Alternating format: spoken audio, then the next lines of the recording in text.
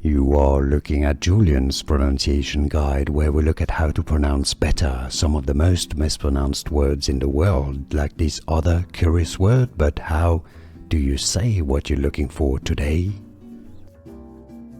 We are looking at how to pronounce this word, this name, and more confusing vocabulary, including medical terms, so stay tuned to the channel to learn more. In British English it's pronounced as neuroma, neuroma, stress on the second row syllable. Neuroma in American English, however, it's normally said as neuroma, neuroma in American English, or neuroma in British English. And now you know. Like this video if you found it useful, appreciate your support. More videos for you here to learn more pronunciations. Thanks for watching.